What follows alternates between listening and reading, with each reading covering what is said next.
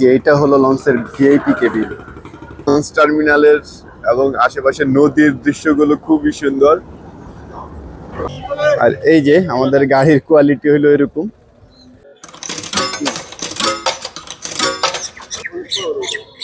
আসসালামু আলাইকুম, বরগুনা থেকে সবাইকে স্বাগতম জানাচ্ছি। এই মুহূর্তে আমি চমৎকার একটা পর্যটন এরিয়া বরগুনাতে আছি।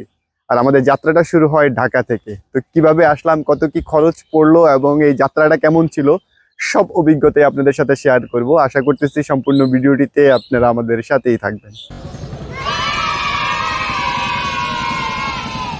এই মুহূর্তে আমি আছি ঢাকার সবচেয়ে বড় লঞ্চ টার্মিনাল সদরঘাটে। আর আমার প্ল্যান হলো আজকে আমরা এখান থেকে বরগুনা যাব। বাট দুঃখজনক সত্যি হলো আজকে বরগুনার কোনো ডিরেক্ট লঞ্চ নাই। সো যেহেতু বরগুনার ডিরেক্ট লঞ্চ নাই, এখন আমাদেরকে যেতে হবে প্রথমে এখান থেকে বরিশাল, দেন বরিশাল থেকে আবার গাড়িতে যেতে হবে বরগুনা। তবে হ্যাঁ, আপনারা যারা সরাসরি ঢাকা থেকে বরগুনা যেতে চান তারা হলো বরগুনা সরাসরি লঞ্চ পাবেন, তবে মাঝে মাঝে মিস হয়। সো যারা বরগুনা সরাসরি লঞ্চে যেতে চান তারা হলো আগে একটু ইনফরমেশন নিয়ে আসবেন এখানে যে লঞ্চ আজকে আছে কিনা। আর আজকে লঞ্চ জার্নিতে আমাদের সফর সঙ্গী হবে পারাবত 18। এই যে এই মুহূর্তে আমি পারাবত 18 লঞ্চের সামনেই আছি।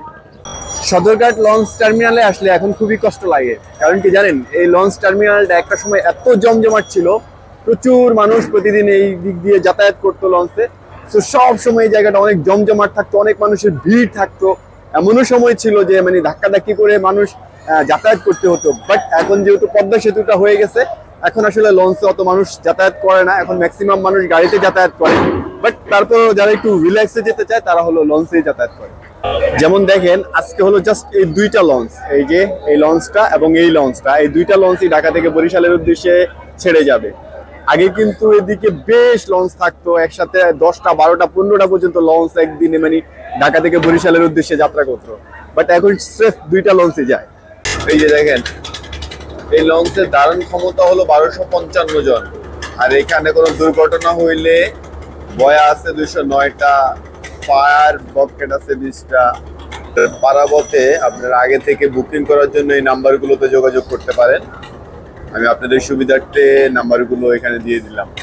এই লঞ্চে কিন্তু মোট 4টা ফ্লোর আছে, তার মধ্যে 1.5 ফ্লোর নিচের ফ্লোর এবং দোতলার ফ্লোরের অর্ধেক হলো ডেক, আর বাকি সবগুলো হলো কেবিন।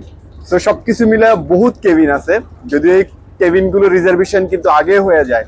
তো আপনারা যারা কেবিনে রিজার্ভেশন নিতে চান তারা হলো আগে থেকে কন্ট্যাক্ট নাম্বারে ওনাদের সাথে যোগাযোগ করে রিজার্ভ করে ফেলতে পারেন। এই যে এগুলো হলো সব কেবিন, এই অংশটা দোতলার কেবিনের অংশ। এগুলি যা দেখতে পারতেছেন এই প্রত্যেকটা হলো কেবিন, এবং কেবিন থেকে আবার বসার এখানে ব্যবস্থা আছে। এরকম সুন্দর একটা টেবিল, দুই পাশে 2টা চেয়ার, এগুলো হলো বসার ব্যবস্থা। নিচতলা থেকে দোতলায় উঠার এই যে এরকম 2টা সিঁড়ি আছে, এই পাশে একটা সিঁড়ি এবং ওই পাশে আরেকটা সিঁড়ি, এবং সামনে এরকম সুন্দর একটা খোলা জায়গা আছে। এই খোলা জায়গাটায় কিন্তু আপনারা এসে একটু রিল্যাক্সে বসতে পারবেন, দাঁড়াতে পারবেন, সামনের সুন্দর ভিউ দেখতে পারবেন। এই জায়গাটা আসলে চমৎকার খোলামেলা। এই লঞ্চের ডেকের ভাড়া জনপ্রতি 300 টাকা করে, আর সিঙ্গেল কেবিন গুলো 1200 টাকা করে, এবং ডাবল কেবিন গুলো 2000 টাকা করে। এই যে 3 তলাতে দেখতে পাচ্ছেন এগুলি সব কেবিন, পুরা 3 তলাটাই কিন্তু কেবিন। এই যে দেখেন এগুলি সব যতদূর দেখতেছেন সব কেবিন, এবং 3 তলায় উঠার সিঁড়িটা হলো যে এটা খুব চমৎকার একটা সিঁড়ি, যে 2 পাশ দিয়ে চলে গেছে। আর এই যে এটা হলো লঞ্চের ভিআইপি কেবিন। আর এই যে এটা হলো পারাবতের নামাজের স্থান, যে এখানে হলো নামাজ পড়ার একটা জায়গা আছে, খুবই সুন্দর। যাতায়াতের জন্য আমার কাছে সবসময় লঞ্চ জার্নিটাকে বেস্ট মনে হয়, খুবই আরামদায়ক মনে হয়। আমি জানি না আপনাদের অন্য মতামত থাকতে পারে, বাট আমার কাছে সবসময় খুব আরামদায়ক জার্নি বলতে লঞ্চ জার্নিটাকে মনে হয়। আর এটা হলো নিচতলা ডেকের অংশ, এই যে দেখতে পাচ্ছেন এগুলি সব পুরাটা ডেক, নিচতলাটা পুরাটা ডেক। এখানে এই যে এরকম মানুষ এভাবে শুয়ে বসে কিন্তু যেতে পারে রিল্যাক্সে।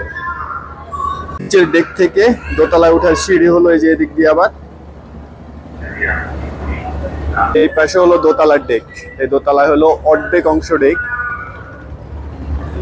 লঞ্চ জার্নির আরো মজার একটা দিক হলো এখানে খাবার নিয়ে কোনো টেনশন করতে হয় না। এখানে খাবারের জন্য রেস্টুরেন্ট থাকে লঞ্চগুলোতে, এবং চা কফির দোকান থাকে, এবং পর্যাপ্ত ওয়াশরুম থাকে। সো মোটামুটি রিল্যাক্সে আপনি জার্নিটা করতে পারবেন। এই পাশে হলো এরকম চা কফির একটা স্টল পাবেন, যেখানে এরকম ড্রিঙ্কস, এই পাশটা হলো চা কফি, টুকেটাকে এরকম বিস্কিট, এরকম খাবারগুলো পাবেন। আর এই লঞ্চ গুলোতে এরকম নিচের ফ্লোরে কিন্তু মালামাল রাখার ব্যবস্থা আছে। লঞ্চ গুলো সবচেয়ে রাতের মানে লাইটিং এর ডেকোরেশনটা আমার কাছে সবচেয়ে বেশি চমৎকার লাগে। দেখেন কি চমৎকার লাইটিং।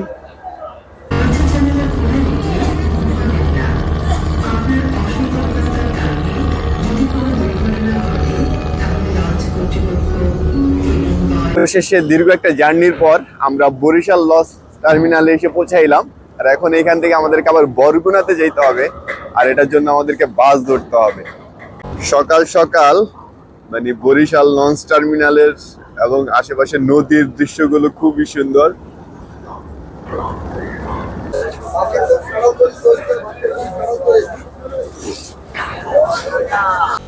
লঞ্চ টার্মিনাল থেকে বের হয়ে এরকম আপনারা অনেক সিএনজি প্রাইভেট এরকম অনেক গাড়ি পাবেন, অতএব যার যার গন্তব্যে যাওয়ার জন্য কিন্তু এখানে বেস্ট অপশন আছে। আর লঞ্চ ঘাট থেকে বরগুনা যাওয়ার জন্য কিন্তু আপনাদেরকে রূপাতলি যে বাস স্ট্যান্ড এখানে আসতে হবে। আর রূপাতলি বাস স্ট্যান্ড এখান থেকে অ্যাভেলেবেল অটো যায়, জাস্ট 20 টাকা করে ভাড়া নেয়। 20 টাকা করে একটা ভাড়া দিয়ে আপনারা অটো নিয়ে চলে আসবেন রূপাতলি বাস স্ট্যান্ড, এখানেই কিন্তু বরগুনার গাড়ি পাবেন। বরিশাল শহরে হুমাহুম নামের একটা রেস্টুরেন্টে হলো আমরা সকালে নাস্তা করার জন্য আসছি। নামটা খুব ইন্টারেস্টিং, হুমাহুম। এই যে রেস্টুরেন্টের ভিতরে এরকম একটা সিমসাম পরিবেশ।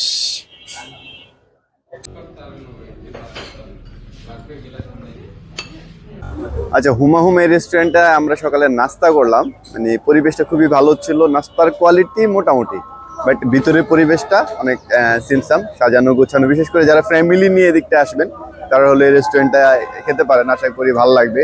আর খাবারের প্রাইস খুব বেশি না, একটু বেশি, ধরেন যে প্রত্যেকটা আইটেমে 5 টাকা করে বেশি মনে হয়েছে আমার কাছে, বাট পরিবেশ ভালো, সেই হিসেবে প্রাইস ঠিক আছে, চলে।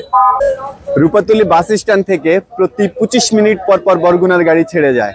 সো আপনারা গাড়ি নিয়ে টেনশন করবেন না, প্রতি 25 মিনিট পর পরই কিন্তু এখানে গাড়ি যায় এবং ভাড়া পড়ে জন প্রতি 190 টাকা করে। আর এই যে আমাদের গাড়ির কোয়ালিটি হলো এরকম।